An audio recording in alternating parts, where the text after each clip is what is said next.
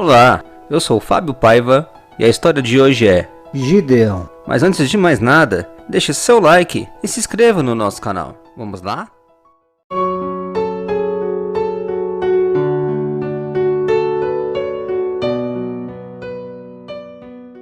A história de Gideão.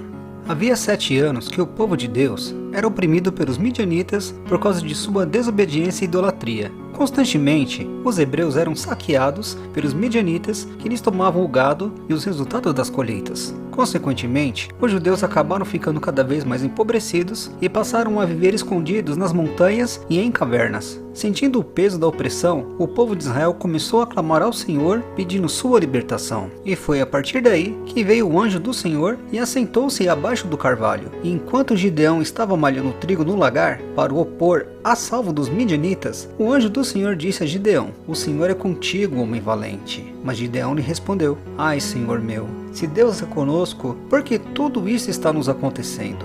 Onde estão as maravilhas que nossos pais nos contavam sobre os livramentos que o Senhor fez ao teu povo do Egito? Porém agora o Senhor nos desamparou e nos entregou na mão dos midianitas." Então o Senhor olhou para ele e disse: "Vai nesta tua força e livrarás a Israel da mão dos midianitas. Porventura não sou eu mesmo que vim aqui pelo meu povo?" E Gideão respondeu: "Ó meu Senhor, como livrarei Israel, se a minha família é a mais pobre de Manassés, e eu, o menor da casa de meu pai?" Mas o Senhor lhe disse: "Eu serei contigo, tu irás ferir os midianitas como fosse um homem só." E Gideão lhe respondeu: "Se agora tenho achado graça aos teus olhos, e se és tu, Senhor, que fala comigo, por favor, envie um sinal. Peço por favor que não vá, até que eu volte com um presente para ti." E o Senhor respondeu: "Eu esperarei." Então Gideão trouxe a oferta até debaixo do carvalho e lhe apresentou. Porém o anjo do Senhor lhe disse: "Coloque a oferta em cima desta pedra e verta o caldo." E assim o fez Gideão, pois o anjo do Senhor estendeu a ponta do cajado sobre toda a oferta e subiu fogo, consumindo tudo. E o anjo do Senhor depois disso desapareceu diante de seus olhos. E viu Gideão que realmente era o anjo do Senhor. E aconteceu que depois disso, naquele mesmo dia, o Senhor também ordenou Gideão a derrubar o altar de Baal que pertencia a Joá seu pai, e no lugar edificasse um outro a Deus e ali fizesse um holocausto. E assim fez, mas não quis fazer isso de dia, mas sim à noite, por causa de sua família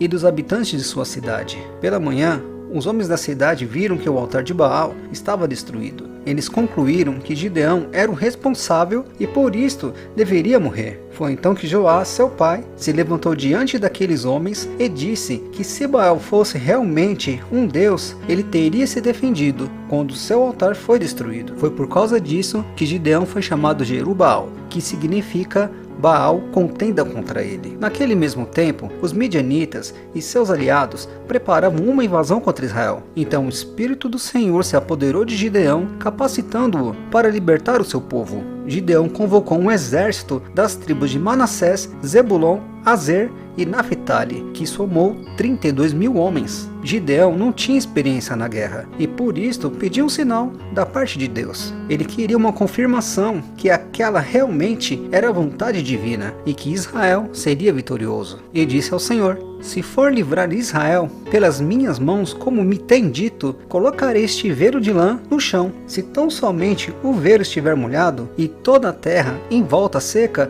então conhecereis que o Senhor há de livrar Israel pelas minhas mãos." E assim pela manhã o Senhor o fez. Porque ao outro dia se levantou de madrugada e apertou o velo, e do orvalho do velo espremeu uma taça cheia de água. Ainda assim teve receio de não conseguir e pediu um novo sinal, ao contrário, que somente a lã ficasse seca e tudo em volta ficasse molhado. Assim foi feito também. Antes da batalha, Deus disse a Gideão que o exército de Israel estava muito grande. Isto poderia gerar orgulho entre o povo. Então o Senhor lhe ordenou que mandasse os covardes embora, reduzindo o exército para 10.000 homens. Com o objetivo de garantir ao povo que seria com eles, o Senhor ainda reduziu a quantidade de homens, dizendo a Gideão que pedisse a todos para beberem água. Como sinal, aqueles que levassem a água até a boca com a mão iriam para a guerra, mas os que se ajoelhassem para beber seriam descartados, devendo voltar para suas casas. Nisso sobraram 300 homens.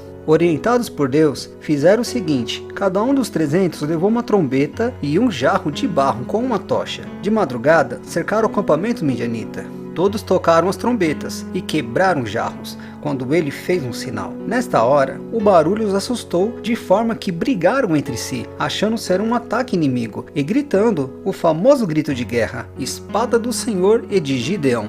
Com o exército inimigo destabilizado e em fuga, Gideão o perseguiu e matou seus líderes. Finalmente, o povo de Israel estava livre de seus opressores. Gideão se recusou a estabelecer uma monarquia em Israel, mas aceitou alguns presentes de ouro dos despojos conquistados na guerra, para ofertar o material à obra do Senhor. Gideão é um exemplo de como Deus escolhe e usa o menor dos homens para desempenhar a mais importante tarefa. Ele era um homem um tanto quanto medroso, mas sua fé em Deus e a capacitação do Espírito Santo fizeram dele um varão valoroso.